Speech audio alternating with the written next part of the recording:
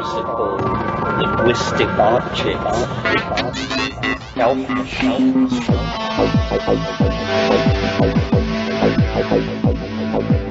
Greetings from Cyberdelic Space. This is Lorenzo, and I'm your host here in the Psychedelic Salon. And if you're a regular here, then you probably are a little surprised that I'm posting another podcast so soon. Well, the truth is that since I wasn't able to make it to Burning Man this year, I'm really missing the vibe of being around the tribe. And even though you and I aren't together in person right now, it still somehow feels like, like we're sharing a space of some kind. Cyberdelic space, actually, now that I think about it. Well, another thing I'm thinking about right now is how generous Colin K. and Lucian B. are, in that they both made very generous donations this past week to help offset some of the expenses incurred in producing and distributing these programs. So, Colin and Lucian, on behalf of myself, our fellow saloners, and the Timothy Leary Archive, I want to thank you both for helping us to get the word out about these very interesting ideas that were held by our psychedelic elders. And I guess I should mention here that there have been quite a few requests for more Terence McKenna lately, but thanks to my sloppy record keeping, I've lost track of the people who contacted me about some untapped resources in McKenna land. I know that there were at least 3 fellow saloners who said they would loan me a cassette tape to digitize and pass along to the rest of the salon. But as I've said in the past, I've just about had to give up on email due to the volume of spam primarily. And now I'm getting way behind in my Facebook email as well. So if you are one of those people, or if you know somebody who has a tape to loan me that we could use here in the salon, please send an email to Salon Tapes. That's all one word, SALONTAPES, Salon Tapes at Matrix Masters. That's MATRIXMASTERS, matrixmasters.com. And I'll send you my P.O. Box information. I'd put that address out here in the podcast, but if you're listening to this program in 2010 or later, there's a chance that it won't be valid anymore. Now let's get on with today's program. It's a talk that Dr. Timothy Leary gave at the University of Notre Dame in the fall of 1968. And if you recall, this wasn't too long after the police riot at the Democratic National Convention in Chicago not long before that. And to say the least, between the anti-war movement, the civil rights movement, and the anti-youth attitude of the government, things were coming apart at the seams just then. On the surface, at least, it was much more chaotic than the times are right now. But, hey, right now may just be a lull before the storm. Who knows? Anyway, what I think may be worth knowing before you hear this talk is a little bit about the audience that he was speaking to. Just 4 years before this talk was given, I actually graduated from that very same university, and I'm here to tell you that it was an unbelievably screwed down place.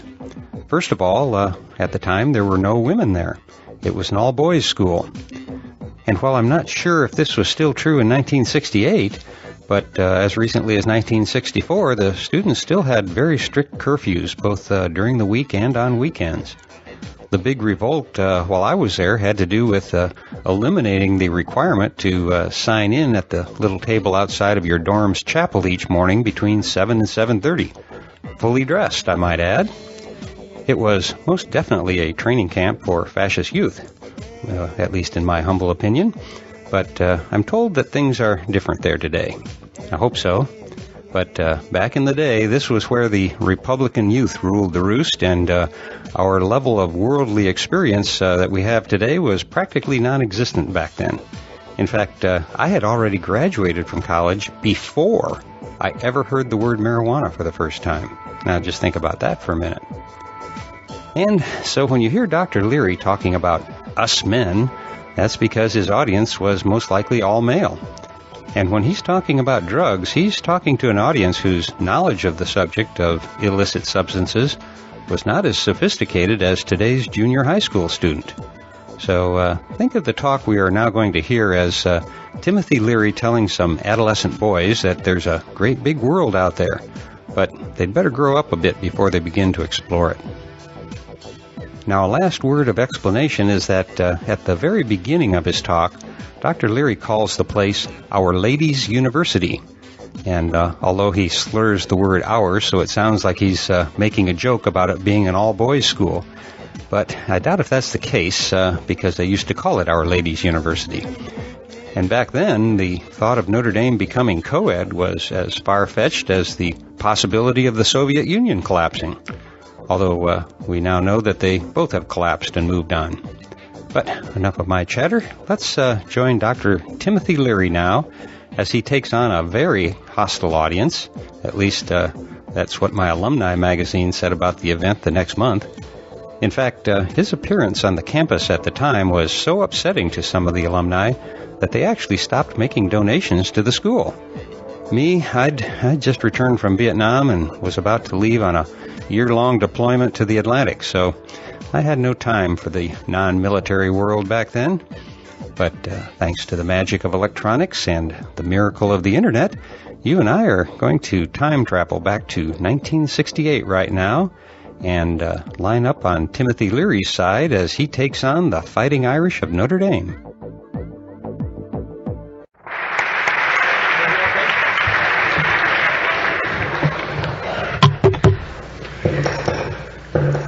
Okay, I'm turned on. Are you?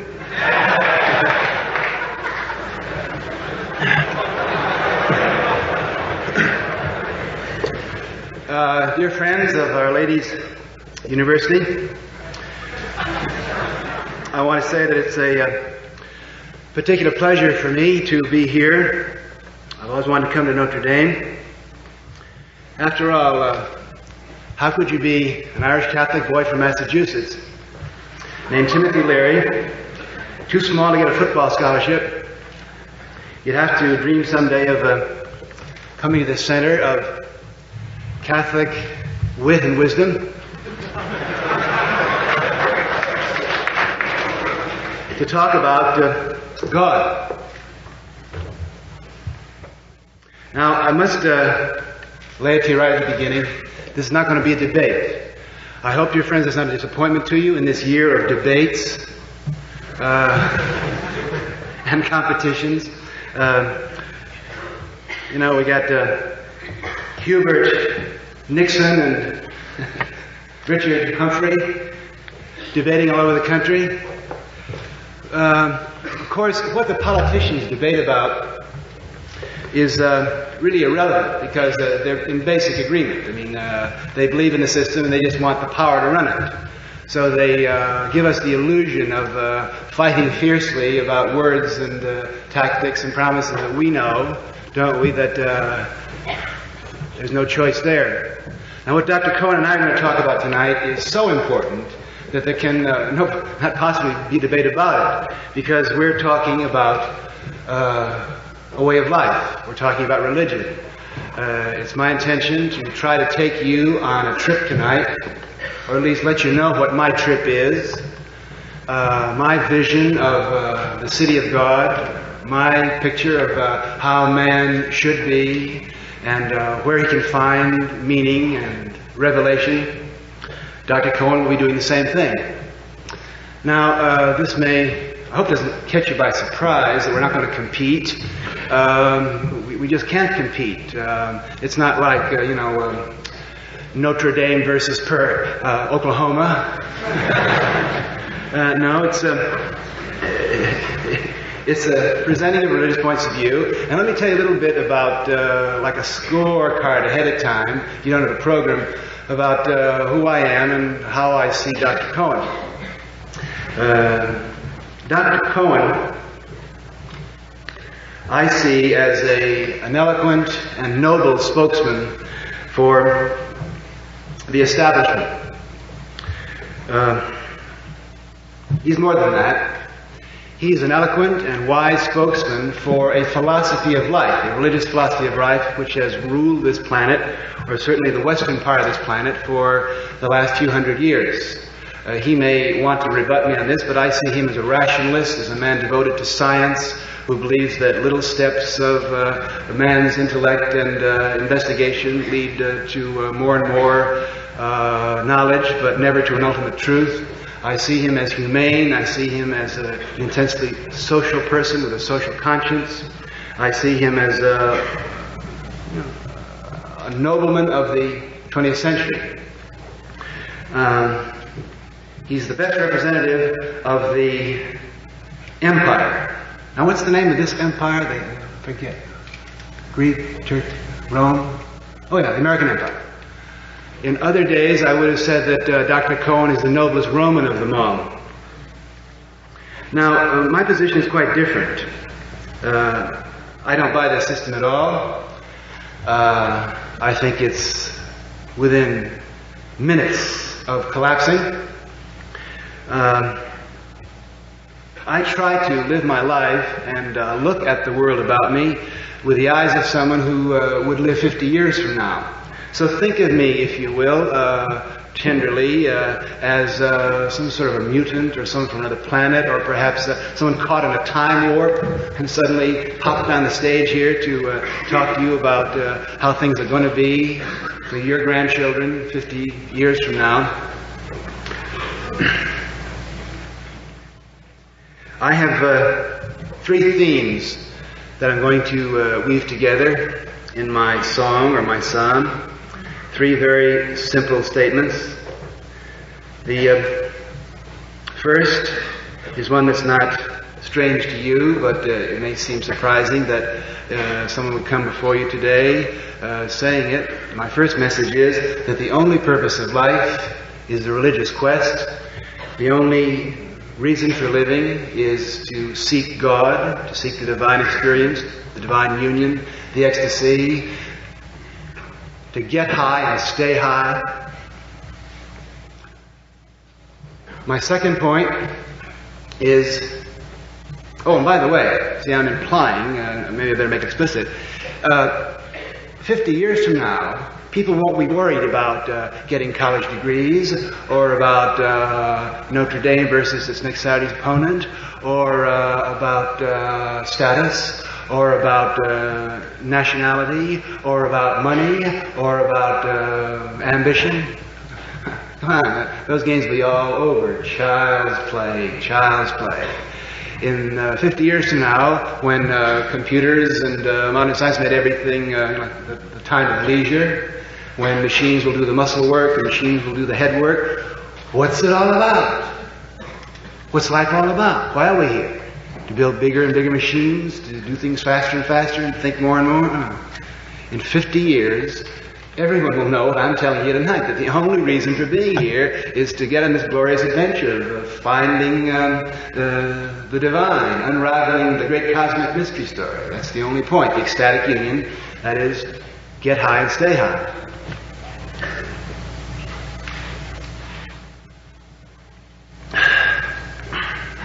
Not bad. I must confess I'm addicted to it. It can be dangerous. I think it's legal even in Indiana.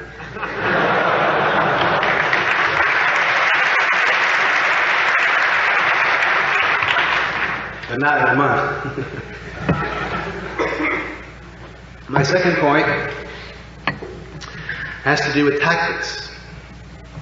How to find divine meaning. 50 years from now, it will be a cliche that the way man will find God, the way man will have his religious experiences, the way man will control his psychology and his nervous system will be through the use of chemicals, biochemicals, not just like marijuana, LSD, but chemicals which are much more basic, much more powerful, much more in tune with this incredible instrument we have that we call our nervous system. To put it bluntly, my second point is that dope is going to be the religion of the future. And my third point is corollary to the first two, and that is that, you see, when you start playing with your nervous system, when you start taking psychedelic drugs, or when in the future man will be taking chemicals infinitely more powerful and more useful, everything's going to be much more complicated. You just can't drop LSD the way you slug a beer. It's much too intricate. So that in the future, before anyone turns on to marijuana or LSD or mescaline or the new sacraments which will come along, we've taken for granted that he will have mastered 21 spiritual disciplines, 21 yogas, if you will. So what I'm saying to you is, in my third point, that I don't think that any of you, or very few of you in this room, at the present time, have even an acquaintanceship with these 21 spiritual disciplines which would allow you to seriously and sincerely turn on. So I'm going to list 21 reasons why you're probably not ready to take drugs at the present time.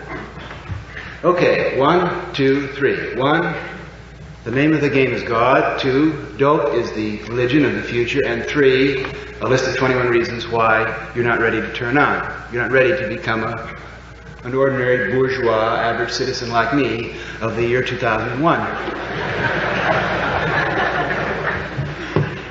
Okay, the name of the game is God.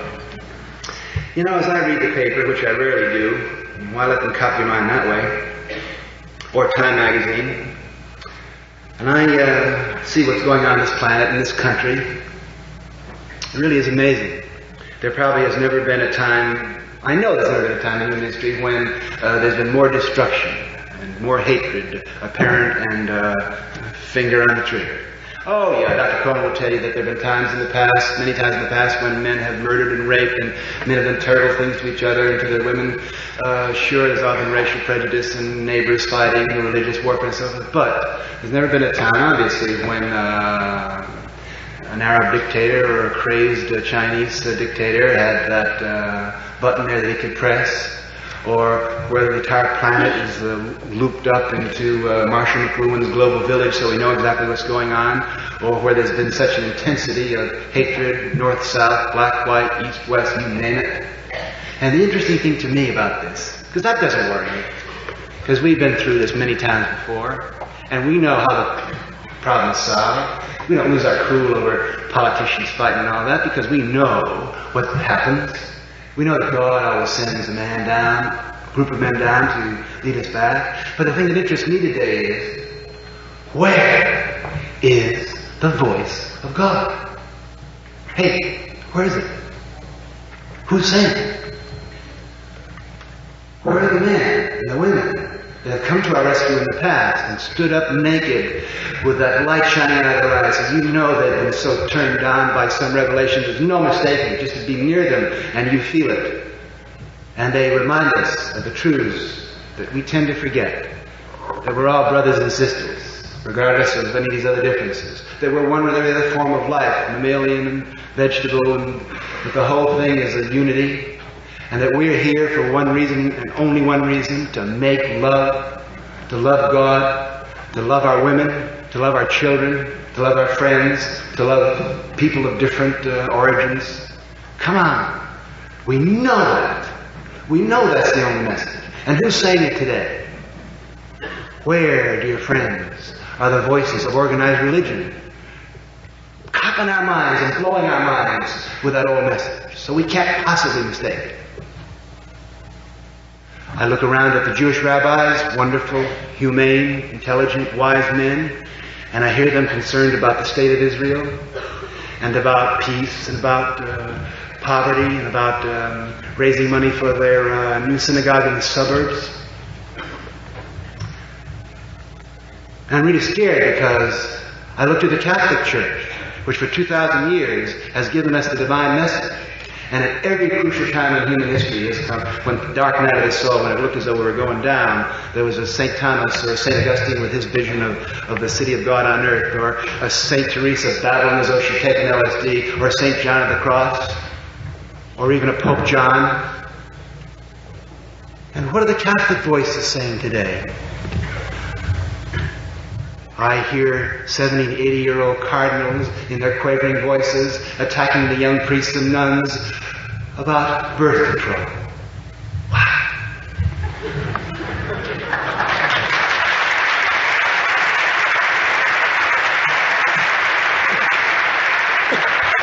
Well, I insist upon being ecumenical here. Let me attack the Protestant. I hear Billy Graham on the right wing of the Protestant church saying, "It's the whole thing is a crusade against atheist, godless communism." And on the left wing of the Protestant church, I hear the voice of someone wonderful and articulate and handsome and energetic and vigorous, like Chaplain William Sloane Coffin of Yale. Did any of you read? I'm sure all of you do your homework in that distinguished scholarly journal known as Playboy magazine. Did any of you read the interview with Reverend Coffin about 2 months ago? I read it several times because it really flipped me.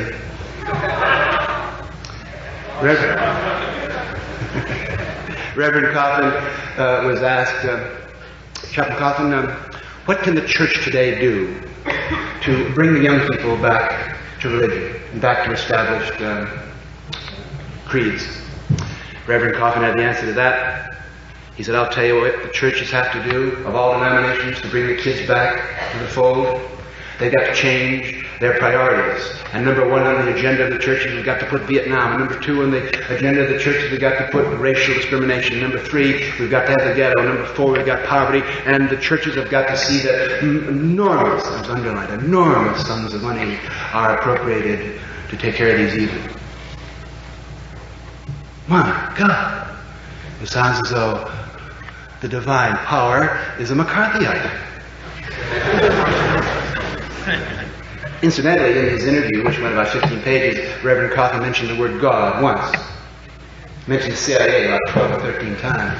I guess that's the devil, huh? The only time that Reverend Coffin mentioned the word God was a classic Yaleism.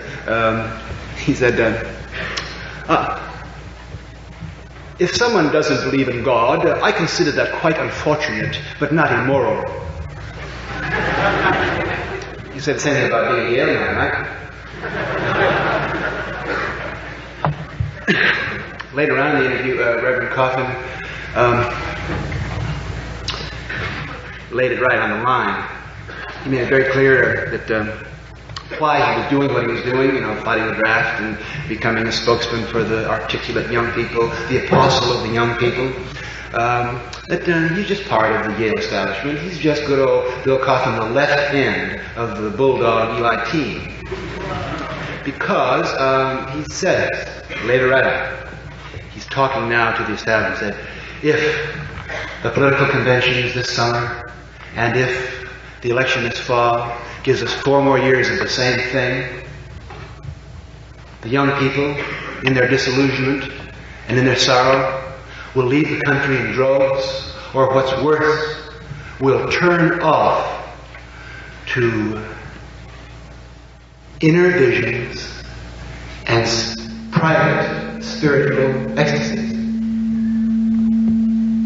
My God, Reverend Chaplain, what's religion all about? I thought that's what we're supposed to be doing, turning on to private spiritual ecstasies and pursuing inner visions. Well, who's given us the old word? Today, I don't think anyone. A couple of years ago,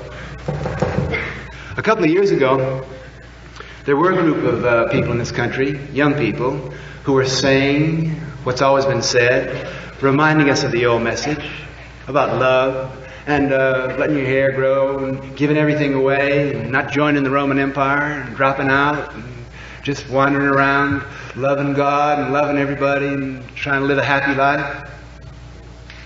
They were called hippies.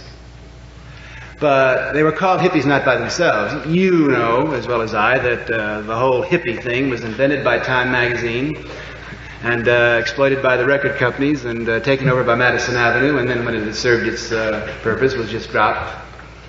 But that had nothing to do with the authentic religious movement which was going on in this country and which is growing in this country and which has spread all over the world.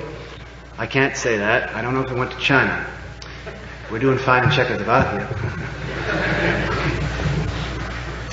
The hippies had the effrontery to lay the old trip on us to remind us of what it's all about, and down on their heads came the police and the narcotics bureaus and the health departments and the mass media and of course today the worst thing said anyone he's a hippie. Well, the hippie movement is doing nicely, thank you. It's a brotherhood. It's one of the secret brotherhoods which we've always had with us and which have always pulled our fat out of the fire. The Islamic religion calls them Sufis. The Catholic Church has seen hundreds and hundreds of such movements of people who quit, dropped out of the system, and went barefoot off into the country and just prayed and chanted and stayed by themselves and did good things and radiated good things. And they always got taken over in 1,500 years, but that's all right.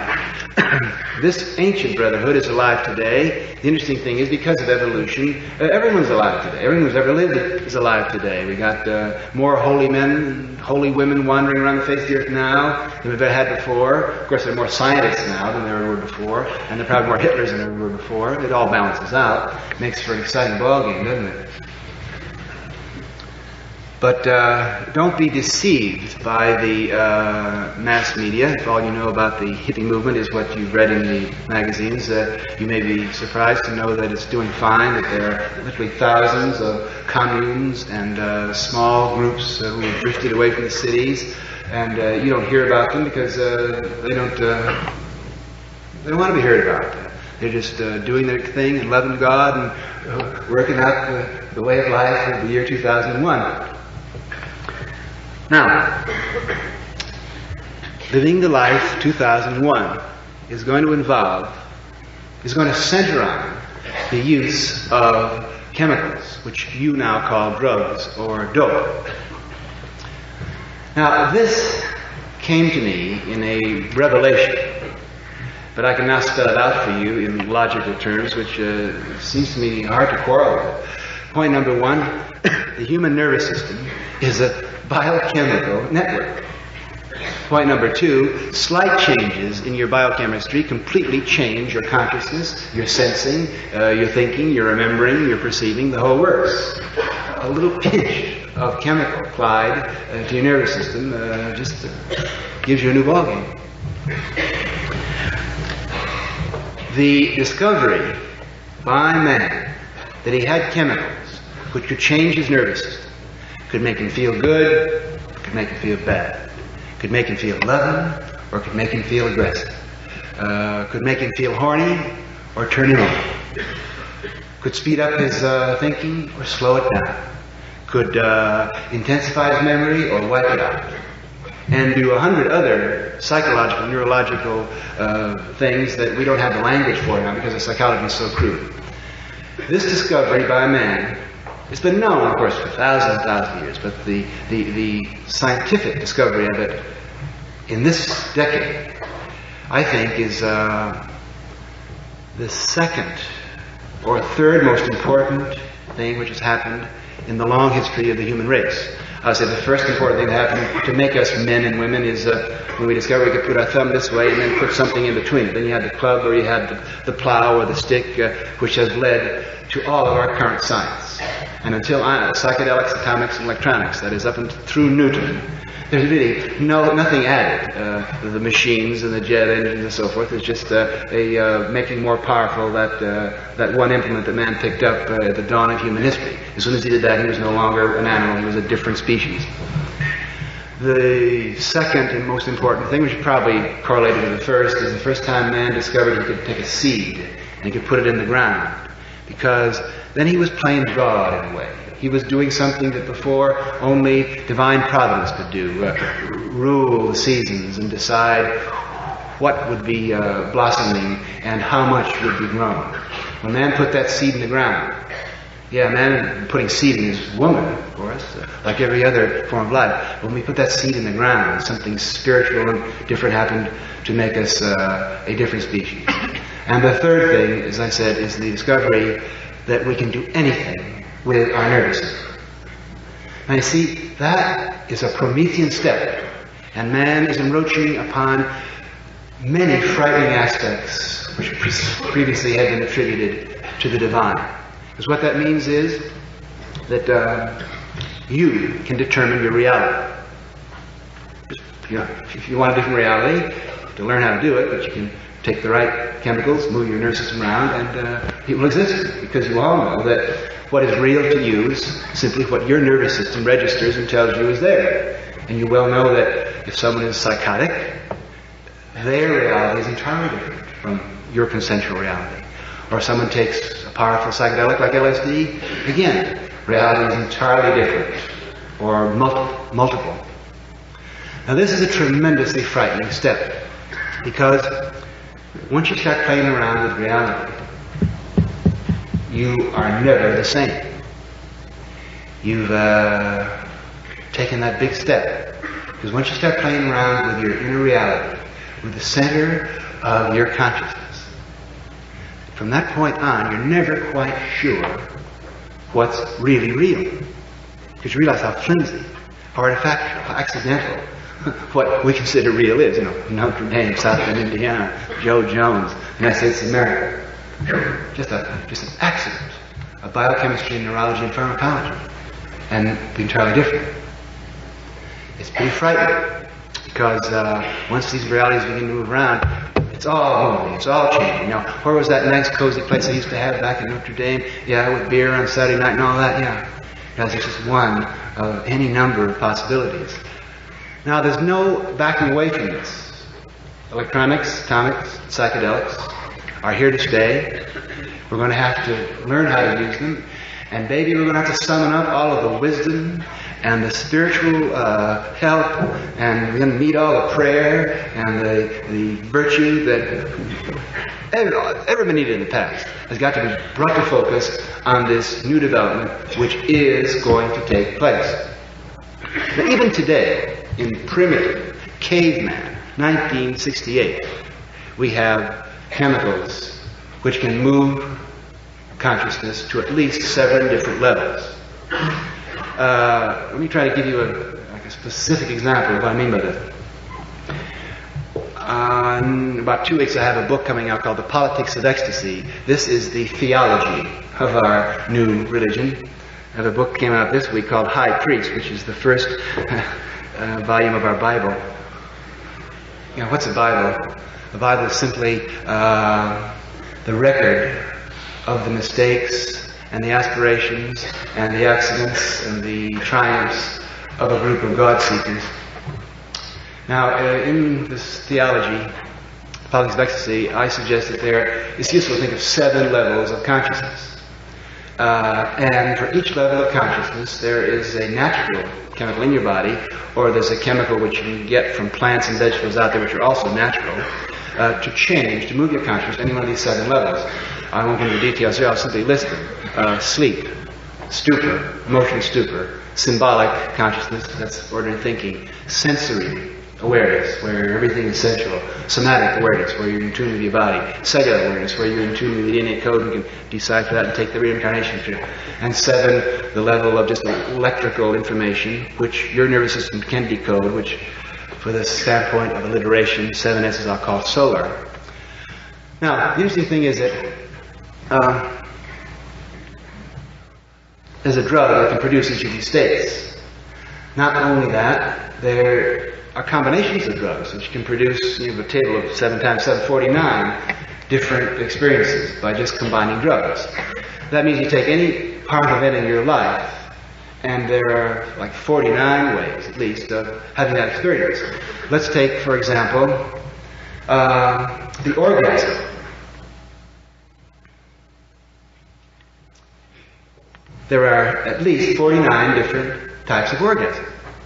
Now, most adults are familiar with a sensory type of orgasm, or a symbolic type of orgasm where the mind is still there. Or if you had a few slugs of whiskey, you're probably familiar with the alcoholic orgasm, which is better forgotten about the next day. Merciful amnesia of alcohol.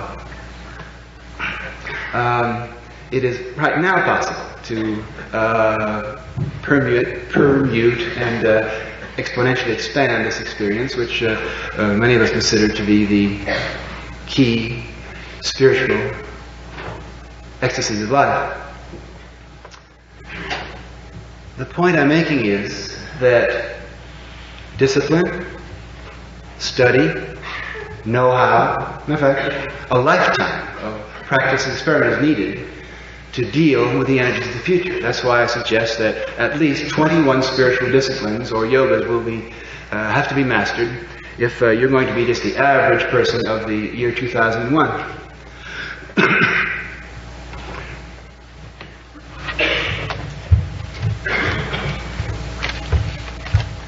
This particular sacred scroll I have in my hand is the laundry slip from the Holiday Inn, on which I jotted my 21 yogas. Most of you aren't ready to take psychedelic drugs now because you haven't done much work on the yoga of the senses. To put it in a word, most of you are senseless. That is, the senses to you, the eye is something that shows you red light or green light. You can watch the scoreboard, or yes, it's a $5 bill, not a $10 bill. The eye is simply something that you use visually to help you in your games as you go through the plastic robot jungle that you inhabit. The ear similarly to get cues. You listen to the radio, television, you listen to your lectures, you listen to music. Listen to music. Ah, that's interesting. Be careful. One of the interesting byproducts of the psychedelic revolution, of course, is the acceleration of interest and experiencing in the sensual domain. You see, when your consciousness is in your senses, you become the note. Your ear is one with the vibration of sounds. Your eye becomes one with light rays which are bouncing into it 186,000 miles a second. Your skin becomes one with the thing or person being touched. Now, it may not come as a surprise to an audience of Catholics that the sensory realm has, since the dawn of human history, been recognized as one of the great sacramental approaches to the divine. And any religion which has lasted for any time at all has utilized the sensual experience as a way of turning on the beholder, getting him high, getting him elevated to a God-intoxicated state. And certainly the Catholic Church knows more about the awakening of the senses and the centering of the senses and the using of the energy released by the senses for holy and sacred purposes than any institution that the world has ever seen. Wow, you walk in one of those medieval cathedrals, Notre Dame or Chartres, the whole thing's a sensory trip. It's that rose window, the end. That's a mandala, shaped exactly as the retina of the eye. A mandala just pulls you right in, so that you just disappear in that blind spot in the center of the retina out there, which sends the retina in your eye. Whack! You're high. The Gregorian chant, based on a drone, just like the Hindu music of Ravi Shankar. It's a drone. It's that beat. It allows you to center yourself, like the center of the rose window at Chartres. The incense, the genuflections. You move your body in such a way that you know you're not playing the game of football or of making out or any of these things. You're in a position, kinesthetic, posture, your body, your sensory, muscular stuff is telling you that you're playing the metagame, that you're seeking God. Now, of course, the marijuana boom of the last 5 years has tremendously intensified our interest in the senses. Marijuana is specifically the chemical which turns on the senses. The mind turns down a little, and instead of the emotions coming up the way it does in alcohol, the senses become alive. Most of our music, most of our young art today, as you know, is sensory art, it's marijuana art. When the Rolling Stones get together with the Beatles in that studio in London, they get high. And they goof around for hours and hours and hours and hours, and then later they come down, they edit it, and then it's sent over here to be heard by people who are high.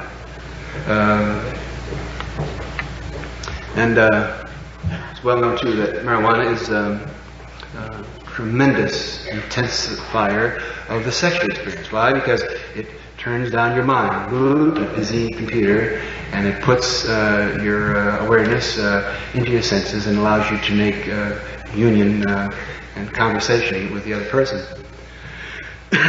Now, second, yoga. And all of these sensory techniques require discipline. You just can't, turn on to your senses and expect something to happen. It requires hundreds and hundreds of hours of training the eye, as the Tibetans and the Buddhists do in front of a mandala. It takes many, many hours of training the ear to find the drone. There's always a drone. It's the hum of the airplane. It's the hum of the river. It's the hum of the electric current in the building. It's the hum of air conditioning. The person who's turned on, trained, disciplined spiritually to use his senses can find that sound of God any place he goes. The second yoga that must be understood before you turn on is the yoga of the body, getting into your somatic processes, into your autonomic nervous system. You know that many Hindu addicts can do this. They can control bodily processes which for most of us are involuntary. Pupillary reflexes, visceral reflexes, breathing reflexes, and so forth. A third reason why you're not ready to turn on is because you're not psychologically centered. That is, you don't know who you are. You don't know where the center of your personality is. You have to come to terms with your own personality and your own repertoire of neuroses or psychoses, or, for God's sake, stay away from psychedelic drugs. Why? Because sooner or later, if you turn on your nervous system, you're going to stumble on dark rooms and chambers in your memory bank that are pretty grim. Every one of us has many aspects of psychosis. In our genetic memory banks, we have all sorts of untidy people with wild eyes and murderous looks and guilts and terrors and confusions and evils. Now, personality means you shut those up and you keep those doors locked and they never bother you. But when you turn on, any door can fly open because nothing is hidden. You see anything that's around, and you might confront certain aspects of yourself that flip you out, so weird and freaky that you're going to scream for a doctor and run. The so-called LSD psychosis, of course, is an example of someone who probably would have had this happen anyway, but who has stumbled onto one of these rooms of insanity, which we all have. Unless you've been working on yourself and are prepared to face this, stick the beer inside your mouth.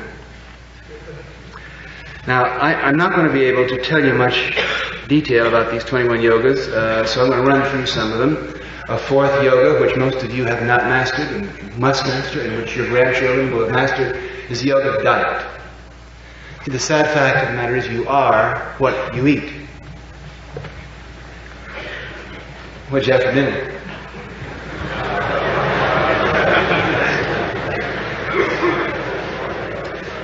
See, when you turn on to your nervous system, you can suddenly be catapulted into confrontation with your own digestive tract.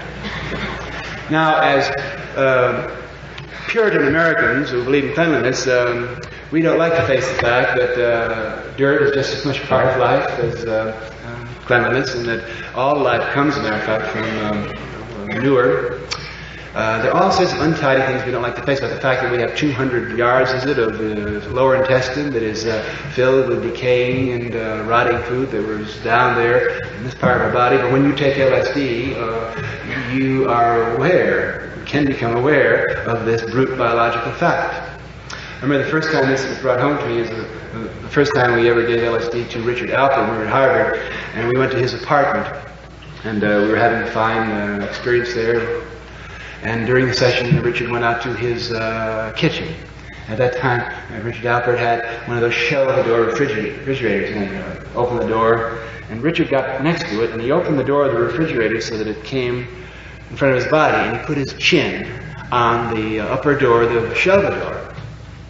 And we were looking at him, and then you see his head, and there was his body, right? And, oh, we're right. You get the picture, you know. Plastic this, and saran wrap that, and rotted this, and where did those chops come from, and you know. And then Richard began looking down at his own belly, and a little sweat began down here.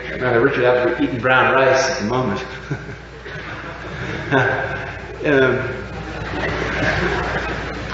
You see, the yoga of diet and fasting is one of the oldest sacramental techniques. And for thousands of years, men who wanted to find God have found it useful to rid the body of this stuff we unconsciously stuff it with, as though we were some vehicle that had to be fueled every 3 times a day and that sort of thing.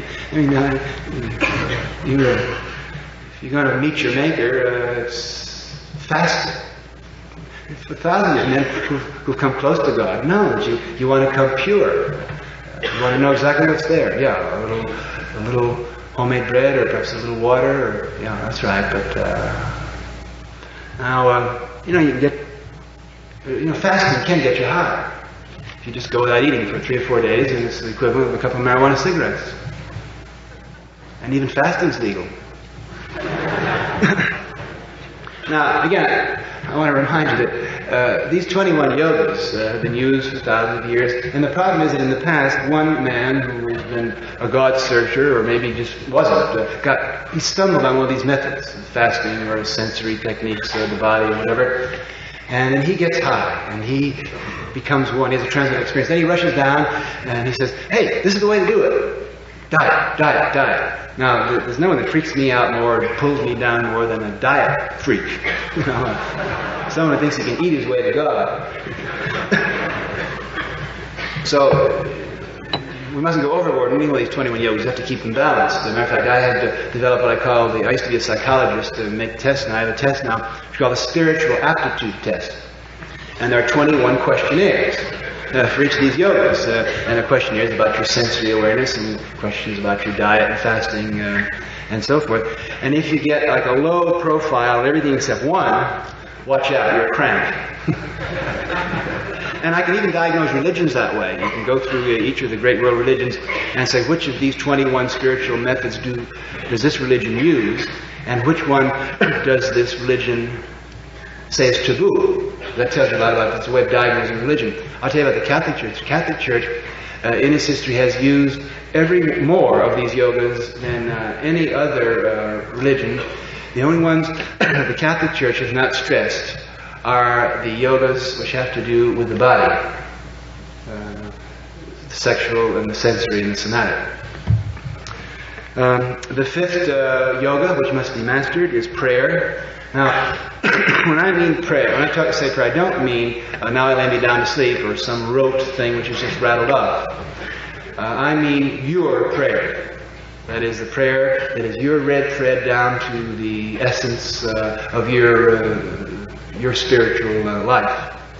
You know, the Maharishi came over here a couple of years ago, and he had a good thing going. He said, pay $35 and I'll lay a mantra on you. A mantra is a prayer. It's a secret prayer. And you get yours, and you get yours, and you get yours, and you get yours. And then you're cool. Then you just go back, cut your hair, don't take drugs, go back to school, and then go to Vietnam, and just remember your prayer. Now, that's a great thing. The idea of a secret mantra, a secret prayer. It's a prayer that in the dark night of your soul, when you're out there in that fringe where the last ray of trust and faith and hope is flickering, that's the time when, torn out of your inner nature, comes that gasp. It can be Mother, or it can be Lord, or it can be Our Father who art in heaven, or it can be Om, or it can be, but it's got to be yours. Because if the prayer is simply something that you learned at Sunday school, that's a rote thing that you do that you get, like passing courses, you get merit badges for, that's not what I mean. And if you're going to get involved in changing your nervous system through chemicals, turning on, there will come a time when you're going to get so frightened that if you don't have a prayer, you're going to wish you did. The sixth yoga is the yoga of meditation and solitude. The seventh yoga is the yoga of what I call black magic, or dealing with evil. There is evil in the world. There are forces and there are people that wish power and control over other people for their own purposes. There are people who, in the Faustian sense, make the contract with the devil. Oh, they don't do it in that romantic sense. They don't sit in their study at night and drum up Mephistopheles and, that sort of thing. But some night, when they're lying in bed, they've made that contract. They say, if I can only get to be president, or if I can only get to be head of the department, or if I can only get $1 million, or only get that girl. And then they begin doing what they know is wrong. That is, copying minds, pressing buttons to get people to do what they want. There is black magic. Those of you who've seen the movie Rosemary's Baby saw a very crude example of this. Now, the problem is that if you start expanding the nervous system, you start turning on, you start moving into the future, there will come a time when as your X-ray, telescope, microscope consciousness moves around through all the shutters of the consciousness, you're going to see evil. You're going to see that there are people around you or forces around you that are trying to get control over your mind. Matter of fact, many of them are running for president right now. And you're going to have to learn how to recognize and ward off and deal with evil. And when the primitive Catholic Church, or Catholic Church in countries which are less civilized, than ours, you have peasants warding off evil, baby, I go for that. I believe it. The eighth yoga is the yoga of earth survival. You've got to be able to train yourself to be naked in any spot of the earth and know that you can live in the jungle or the forest or somehow get back down and keep yourself going, because if you don't, you're a plastic robot just here at the courtesy of General Electric and General Motors. The ninth yoga is the yoga of pilgrimage, or the sacred place. There are sacred places. Everyone should have at least one sacred place. It really makes you feel quite forearmed and quite centered if you know that there's some place in the world, hopefully close to you, where with an hour or 2 or 3 or a day, you can get there. And the minute you get your foot on that holy territory, you know you're close to God. It can be a mountaintop. I'll give you a few tips. Mountaintop's the best place to get high. I mean, a mountaintop? There's nothing between you and the whole galactic, cosmic, celestial system except just all there. You look down from the mountaintop and you see how you used to be and how you used to strive and compete and all that stuff down there. Mountaintop, of course, it's got to be a special mountaintop. You just can't sign up for them like you sign up for a cruise. You got to really work for it. Waterfalls, places by remote mountain streams, desert, great place. Been known for 1,000 years. Just go out in the desert, immediately you're going to peel off all the plastic and the computer stuff and look around, there's nothing there except God. Not one man-made thing. Pretty soon you begin to see that you're not man-made either. If you don't have a sacred place, stick to beer. A 10th yoga is the discipline of reading cyclical events. It's called prophecy, prediction. I don't care how you do it, tea leaf reading, astrology, computer predictions, biorhythms, but you've got to have some way of conceptualizing and seeing each day as part of a sequence in which you have ups and downs and goods and bads and darks and whites and so forth, but that there are predictable sequences. Your wife's going to have her menses once a month, and you're going to be better certain days of the month, and there's certain hours of the day, and there's certain seasons of the year, and certain years of your life when these forces, which science will know more about in the future, but we don't know now, are operating, make you a puppet unless you have some way of looking for these sequences. Well, that's another thing. The Catholic Church has forbidden for many years any form of prognostication, although in the early years of the Catholic Church, and certainly at that time, forecasting and astrology was not a Sunday supplement fad, but a very serious and thoughtful way of relating man to rhythms that he didn't understand. The 11th yoga is the yoga of sex. Now, when I say sex, I don't mean Playboy magazine. I don't mean any of the sexual controversies that are swirling around college campuses these days. I refer to the fact that for perhaps the majority of religions in world history, the union of male and female has been seen as the most direct way of finding divinity. Makes perfect sense. It happens to be one of the central tenets in our series of yogas. As I look around at the findings of modern science, physics, biochemistry, and you name it, botany, biology, there's this one rule. There's a proton and there's an electron. Two become one to create the new life, the new energy. Two that are opposite merge to become one and start the new thing going. Two that are separate and isolated and dying merge, and lo and behold, the eternal flame starts again. In the genetics of Watson and Crick and our new biology, it's the guanine and thymine, those 4 amino acids. One is like this, and one is like this. Click. And the RNA things runs around. Look, where is she? Where is she? Hey, where is she? Gotta find her. There she is. Two made one. The mystery. Two made one. Rebirth. Now, the yoga of sex is this contract made between a man and a woman. That, oh, I don't want to marry you because we like to bowl together, or we like to dance together, or you'd be a good mother to my children. No, all these things are great, but yeah, and there's that spark there, right? Yeah, you gotta have that click. Yeah, but there's more than just that, isn't there? Yeah, our contract is that we're going to find God together. We're going to take the spiritual trip together. So that everything we do is not just my career and your home. Everything we do is a continual process of turning on, getting higher and higher, so that we will grow. The little puppet that met at Notre Dame, and what is it, St. Mary's? Then he began to unfold, and like two plants that become one, each experience, each aspect becomes part of this sacramental union. The 12th yoga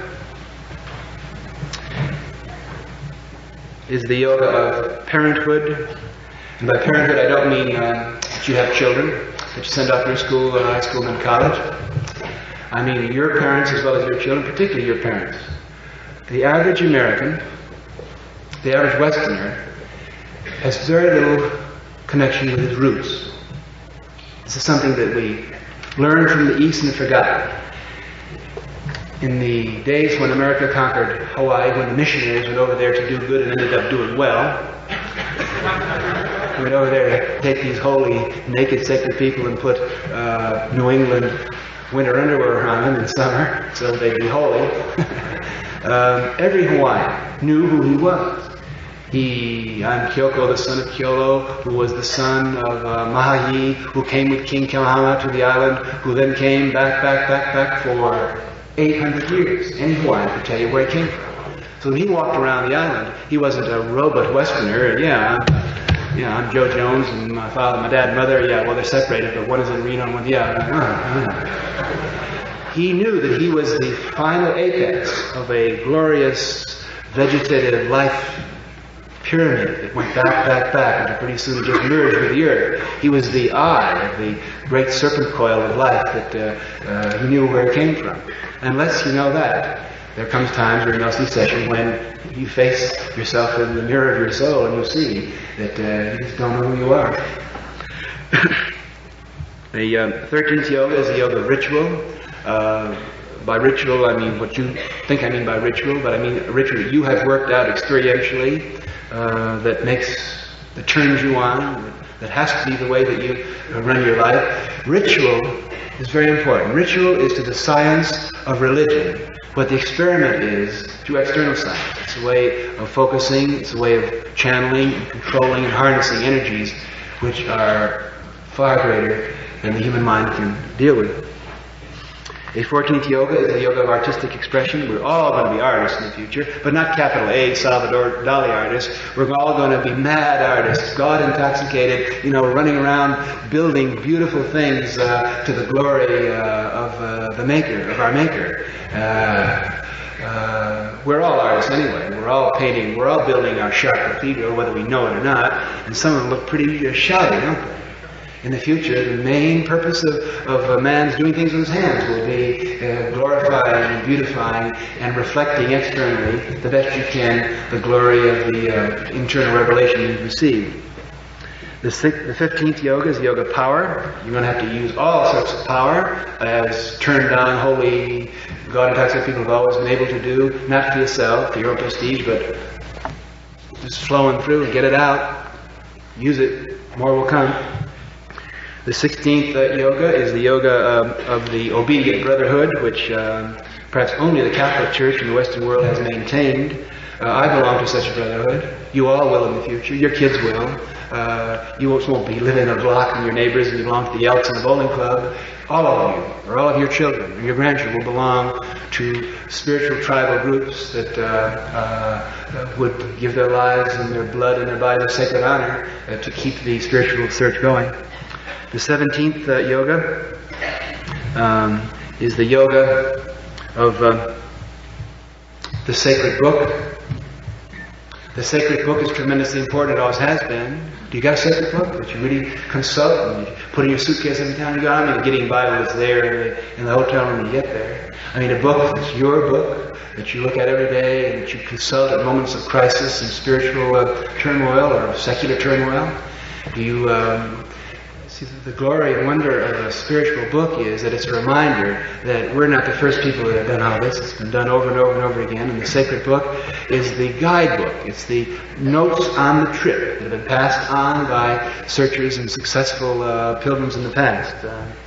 I don't care what the book is. It may be Matthew, Mark, Luke, or John. It may be some chapter of the Bible. It may be the I Ching. It may be the writings of the turned-on saints, but it's got to be your special book that keeps you in touch with a long line of spiritual searchers. Well, I'm going to stop now and just tell you that the 21st yoga is the yoga of drugs. This is the Maha Yoga. This in the future will be the key yoga. And the child will be taught that you can't start taking LSD in first grade, Junior, until you've mastered the 20 yogas. Of course, when I say master, I'm using the wrong terminology. These 21 paths to the divine are not things that you sign up for like a course in college, or you don't win a merit badge. Well, I got a merit badge in meditation, now I'll get a merit badge in finding a holy place. Not that. The glory of this search is that it's endless, that the more you get involved in any one of these yogas, the more complex, the more energy you put into it, the more you think about it, the more you try it, it just keeps unfolding, and it's endless in its delights and its challenges. In summary, dear friends, I want to tell you that it's all a trip. Where is the east, the direction east? You know? Like, where is Rome? That way? That east? Okay, that's east. That's west. Okay, the trip started there. We all came from there. We're all going there.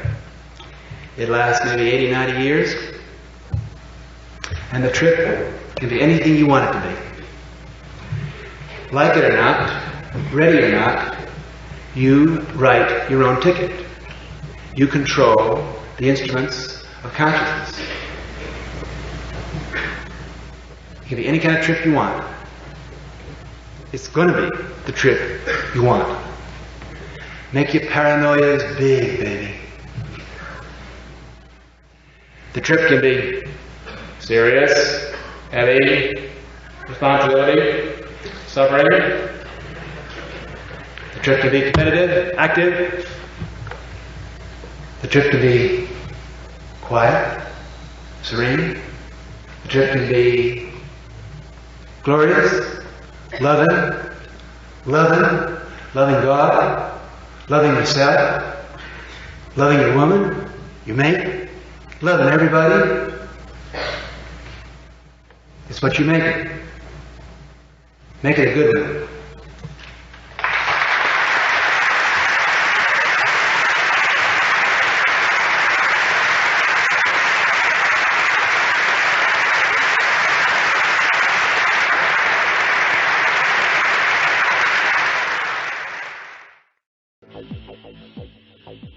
You're listening to the Psychedelic Salon, where people are changing their lives one thought at a time. Your trip is what you make it, so make it a good one. Well, I don't know how you can give any better advice than that. And what a trip Dr. Leary was. Even though he may have been in the lion's den, at the end there it sounded as if he had won them over. I know he won me over. And what did you think about the part where he was talking about how things would be 50 years from then? Interestingly, it's now only been 41 years since he made those pronouncements. And on my more optimistic days, I still think that what he was talking about is still possible. In fact, what he was saying about people not caring about getting college degrees is something that I wrote about in the Genesis generation. And so I obviously agree with him on that point. And did you notice that already back in 1968 that people like Dr. Leary were lamenting the end of the hippies? So if the beatniks held sway in the 50s and the hippies were already extinct by the end of 1968, then I guess that species had an extremely short lifespan. Although I may look like a long-haired old hippie right now, back in the day when the hippies ruled the land, I was a short-haired naval officer, a flower child who slept through the 60s. So I laugh whenever somebody calls me an old hippie because it's only the old part that's true. Although I think that maybe you and I both retain some of that wonderful hippie spirit, no matter where we were during the 60s. And you might not have even been here. You didn't miss anything, don't worry. So did you get a chuckle out of his description of life in the year 2001? And since that year is now behind us, I guess it's safe to say that the good Dr. Leary was once again a little over-optimistic about the potential of humans to wake up. Of course, today I do know many, many people who fit the mold of a 21st century human that he described, and I'm sure that you know a lot of people like that too. And if you don't, well, then start looking around more closely because we're everywhere. But I doubt if there were any hippie sympathizers in the audience when Timothy gave the talk we just heard. To give you a little better picture of the event, I understand that it was held in Washington Hall, which is in an auditorium that was built in 1881. And it's where they used to show the free movies on weekends to keep the boys out of the bars. In fact, they began showing movies there in 1916. And the room holds around 600 people, and it sounded packed to me.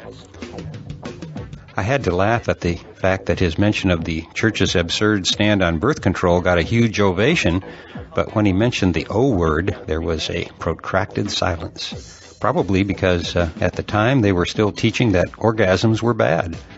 My guess is that it was actually a shocked silence in that they'd never heard the word orgasm mentioned in public before.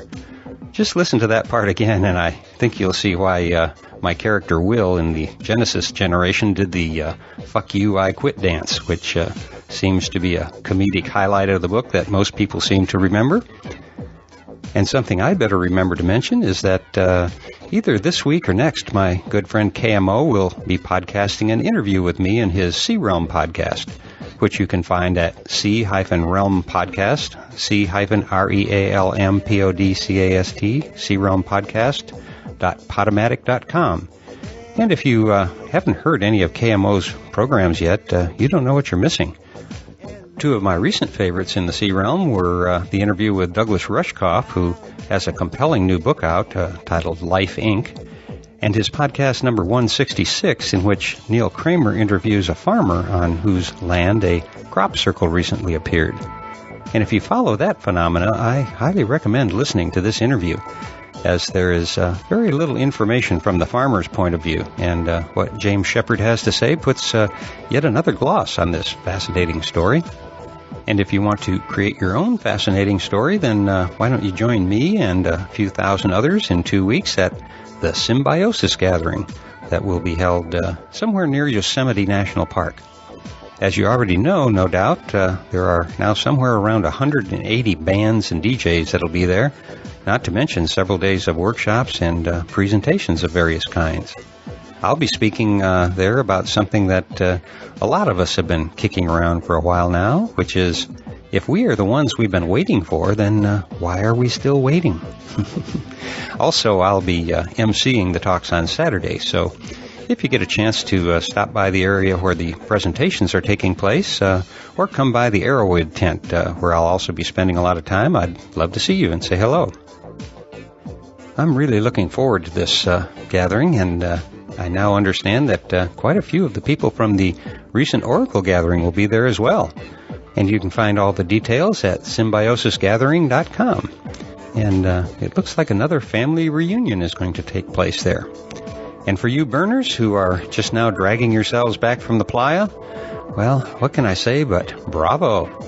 I watched a lot of John Graham's video webcast of the week, and it looked to me like you are most definitely veterans of the dust again. And what was up with the man this year?